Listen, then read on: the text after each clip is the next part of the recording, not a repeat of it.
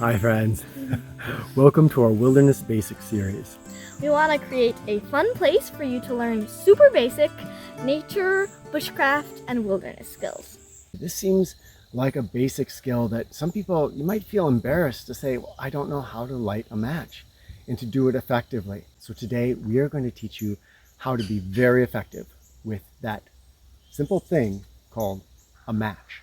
Now the key is, these things aren't so simple.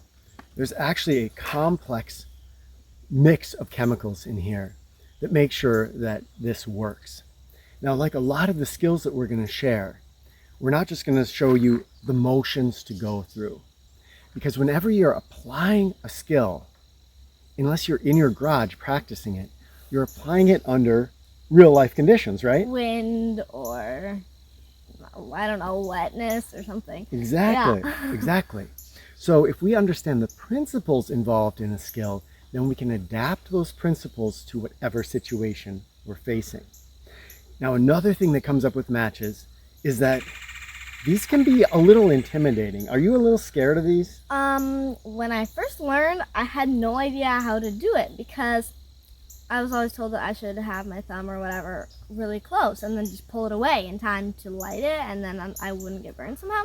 I was terrified of that. So I always had to do it like this instead of having my thumb there. I don't know why. Because I used to be so scared of getting burned. Yeah. But yeah, I used to be very intimidated of them and I just couldn't do it. I was scared.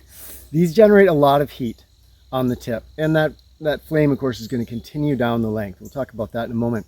So if you're a little frightened of these matches, that's okay too. We're going to learn to do this safely and effectively. The first thing to understand when we're talking about matches is what kind of a fire making method this is. Now in this series, we'll cover all kinds of different ways to start fires. And matches are a type that is very different than, say, when we are using flint and steel and we're dealing with a minuscule little spark that has very little heat. And then we're translating that spark into a high degree of heat in a tinder bundle. Here, what we're dealing with essentially is a flame source of heat that has quite a limited duration. So because it's a flame source of heat, we're going to treat it differently than an ember source of heat. In other words, if you imagine a coal from when you're grilling out, that would be an ember sort of heat that doesn't have any flames, but has a long-lasting heat source. The flames are very hot, but they disappear quickly. Yeah. So we want to transfer those flames very quickly to another object or series of objects. In this case, we're going to use some grasses that we collected on the way down here to the forest. That will ignite and increase the heat that we create with this match. We don't increase that heat, it will very quickly dissipate. Yeah. But you still don't want to rush. If you go too fast, you have more of a chance of burning yourself or dropping it or something. So go fast, but don't rush. Great. What's Mom saying? The slower you go, the faster you go. I can't never rush that. That must be done quickly. Never rush that which must be done quickly. Yeah. All right. So let's learn the basics. So how this works is from friction, we're going to be creating a chemical reaction in here that will make this ignite, and it will be hot enough to travel into the wood to give us a longer duration of flame. And then we have some grasses, and once it's on fire, you're going to transfer it here. The problem is sometimes it's windy or you'll go too fast or too slow and it will burn out and the fire will disappear. So some of the key places where things can mess up are in that initial getting that chemical reaction to happen. And then in transferring that chemical reaction onto the wood, and then in the transfer from here, from lighting it to whatever we're going to light. Those are the three places where things are going to mess up and we're not going to have an effective match lighting experience. Basic idea is that we're going to be scraping the red across this friction surface. and that's going to ignite the red. Now, here's where a lot of things can go wrong. So first of all, where I'm holding the match. Because we can be a little afraid of that red, I can hold it here, and it worked. That wasn't supposed to work. We'll try that again. I hold it here, and oh, I split my match. Because the further out I'm holding it, the more places where it can break, right? It becomes weaker. The closer in I am to the red, the less chance there is of breaking it. However, the closer we get with that red, the more intimidating it gets. So a lot of people, we can find a happy medium. We can hold that match about halfway down and light it effectively. But you can be very effective by putting your finger on the red. I don't do that. See, I'm too scared of doing it. I just don't. If you are willing to risk a burn, and the red will burn you. It will burn you. It's a pretty serious heat that emerges out of that tip of the match. And I shouldn't say red, because sometimes it's green or other colors. But so in this case, red. What holding your finger on there allows you to do is to have less striking surface, because you can get more downward pressure without snapping your match. So basically you have to decide based on your comfort level where you're going to hold that match and how close. A danger zone is when you hold it really close like this and then strike it, and don't think you have to pull your finger away, because that will burn my finger right from there. Back here, I'm safe, and I have a pretty good chance that match is not going to break. Here, the way I do it, I put it on, but as I strike, I pull my finger back to that halfway mark. And in doing that, so I'm holding it with my thumb and my middle finger, and then my forefinger, my pointer finger, goes right over there, and I press down and pull away as I strike.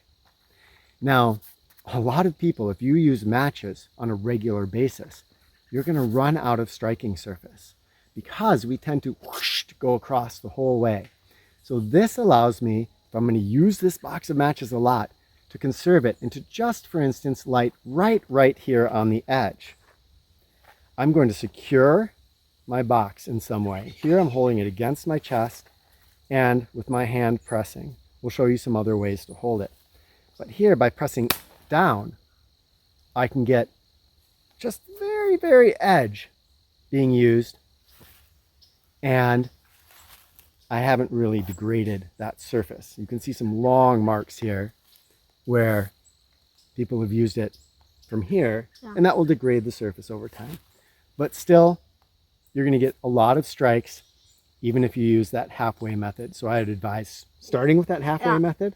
And it comes with the other side generally, so if you are uncomfortable doing the tiny one, you can have both sides, so you have a little bit longer than just one side. So Mirabelle's going to light a match for us with her method. And here's the next important part. Once I light that, remember, this is going to ignite, and we want to transfer that to the wood. Now there's a bunch of chemicals in here that help that transfer. But if I'm holding my match upwards, the heat is going to dissipate up, and there's a chance that this isn't going to really start on fire unless I have really good conditions. If I hold my match like this, it's going to come up and burn you. Yeah, even from there, it's going to burn me. Holding it straight sideways, even better, at a slight angle downwards, is going to allow that to travel upwards. And so that's what we're going to be aiming for. Recognizing that the angle that you hold your match at is going to dictate how much heat is coming. So down is going to mean more heat, more wood, flame, but a faster burn. Upwards is going to be less heat and a slower burn. Depending on what your situation is, you can adjust, even after you've lit it and it's burning, you can adjust the heat and the duration of your match burn just by changing the angle. Pretty cool. Okay. I'll just choose an angle. See? There you go. Now you can see how this could go out if she had maybe been holding it straight up. There was just a little flame, but she's holding it, and by holding it down a little bit, it was burning up there pretty quickly. Yeah? Yeah. All right, so we have the strike, and we have how we're going to hold it to transfer the heat to the wood. Now we have to transfer the heat to whatever we're going to light. When you transfer it over, you want it to be going into something that's going to ignite really easily. So when you're first learning, you can start with newspaper or Vaseline impregnated cotton. We're going to use natural materials, so grass. And it's very important that the thing that you're going to light is dry so that it can light sooner. And when it's wet, the fire just goes out. And you want it to be thin and kind of papery. Yeah. All right, so our key here now is going to be this space between these two. And I have to be thinking about wind. Yes. So, probably the best way to do this is to close this distance, is to bring this as close as possible to whatever I'm trying to ignite. So in this case, we'll bring it really, really close. I can also think about using my hands or my body to protect against the wind. Up in the field, there's actually a fair amount of wind today, but the trees are stopping it, so we don't have a lot down here. But if there's even a little bit of wind, I want to be aware of the wind direction, first of all. Yeah. If you're not sure how to tell the wind direction, if you have a little bit, should we have some in our pockets, a little bit of cattail fluff or a dandelion fluff or milkweed fluff. Even some grass that you've ripped up, kind of, if Yeah, you don't have well, anything else. Actually, look right here. There's a milkweed fluff. And by dropping this milkweed fluff, I can watch, and it's going to tell me what the wind is doing in this area. You can see it's floating down, and it's just going straight down. It wanders a little bit. Yeah. That tells us very precisely what the wind direction is doing. If there's any amount of wind that's going to affect your match, you're going to see that drift in this direction. You've probably seen that classic, I lick my finger and put it up. What I'm feeling for is evaporation there. I'm feeling for coolness on one side of my finger, which, if you're perceptive, can tell you a little bit about the wind direction. So I'm definitely getting some on this side of my finger, and that's telling me right now, you can probably feel that slight breeze that just came up. It's very, very slight, but that's telling me the wind is moving this way. So when I light this match, I'm going to use my body to protect the thing that I'm igniting. We're going to put this down on the ground and show a tiny little fire set. And we're going to use our body, and we're going to use maybe our hands to protect against the wind. Now there's more wind. Feel it? Oh, yeah, I do. Coming right in on our back. And then we're going to light this. And we're going to make the transfer as short as possible. The other key with this is that when I transfer, I want to already have a target. This would be just like archery or any kind of shooting. You're going to choose your target, just the tiniest little dot of a target. You're not going to shoot at the bullseye. You're going to shoot at the tiniest little target you can imagine. And so when I look at this, we'll have it set on the ground, I am already going to have chosen where I'm going to put that match. Because remember, I have a very limited duration, don't I? Yeah. We've made a very basic fire set. A fire set just means how we've set up our sticks and things in order to burn after we have ignited the fire. This one is not a fire that would last. Because this is a demonstration, we've made something that's going to burn very quickly and then go out very easily. So we're not using hardwoods, we're just using stalks from herbaceous plants, from plants that don't actually get woody, and a little bit of grass on the bottom. when you start this, make sure that you're clearing the area around your fire set of dried leaves or anything else that's flammable. Ideally, you could do this in a fire pit, or like we're doing it, you could do it on a damp day when there's much less chance of anything spreading. Also, bring along a water source to pour over your fire in case it gets out of control, and to make sure that it's fully out when you leave. We have Mirabelle on the matches, so she's going to light it in the way that she does, and she's put it between her knees so that her knees can be supporting this and her hands can be free. That way her other hand can block wind if she needs to. Her body is going to be blocking the wind because the wind is moving in that direction, and she's brought it quite close to what she's going to ignite so she can transfer it straight down, and she knows exactly where I'm going to light it. That little tiny spot. Right. All right, so let's watch her do this.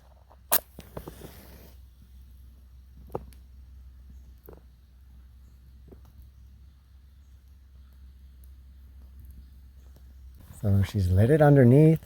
That heat is traveling upwards. And of course, as we said, this is going to be a very quick burning fire that's going to go out almost as quickly as we lit it. All right, now we have our basics. Remembering the places that things are going to go wrong. On that initial lighting, especially if this breaks, on how you hold your match, on that transfer of the heat. Ooh, we've got the sun coming out behind us here. On the transfer of the heat from that match to whatever you're igniting. There's one more trick I want to show you, and this is if you have a limited number of matches and you need to get the most burn possible out of that match. So I'm going to light this match, and I'm going to try to hold it just so that I get a good flame, but it lasts a long time. And then what I'm going to do is when it's getting pretty close to the end here where I'd have to blow it out, you know what I'm going to do? No, I don't. No? Okay. Yeah. Maybe I do, but I just don't know what you're going to say. This is a little trick. I'm going to lick my fingers, and I'm going to grab this end. I'm licking my fingers so it's wet. This is still going to have some heat in it. I'm going to grab that end, and then I can burn my match all the way to the end. And completely that's so cool. Maximize. Yeah. Wow. Should we try this out? Yes. Okay. So I'm going to light it, and then I'm going to hand you the matchbox. Okay. And we'll go for it. Ready? There it goes.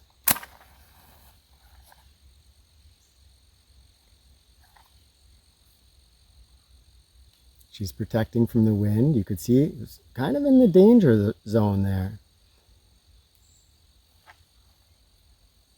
Now I'm going to tip it up a little bit, trying to get a maximum length of burn. It's getting closer and closer to my fingers, and I might be getting a little nervous.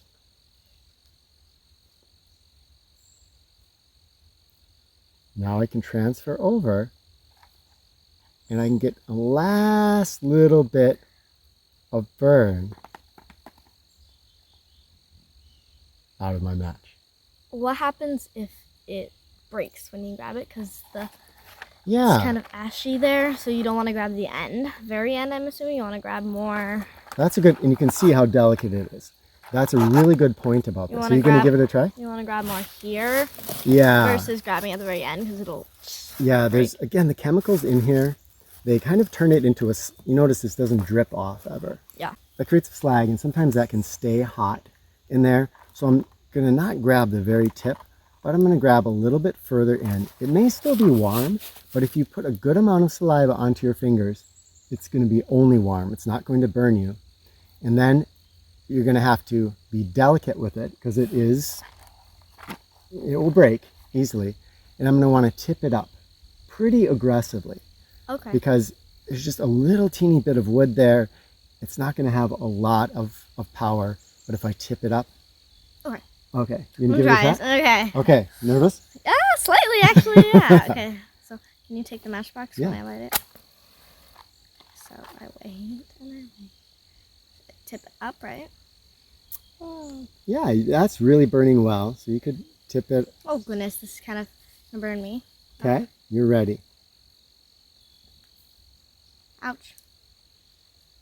Okay, there, tip it up. Way to go. It burned me a little bit, but that's okay. Whatever. So you say it burned you a little Yep, bit? kind of, I guess, but I had a lot of. Maybe it's just because it got in a spot where I didn't have a lot, Do but. you think it burned you, or does it just feel like it was hot? You feel like there's actually a burn there? Yeah, it does hurt a little bit. A little bit? So, yeah. Okay. So, playing with matches, what do you call it? Sometimes you'll get burned a little bit.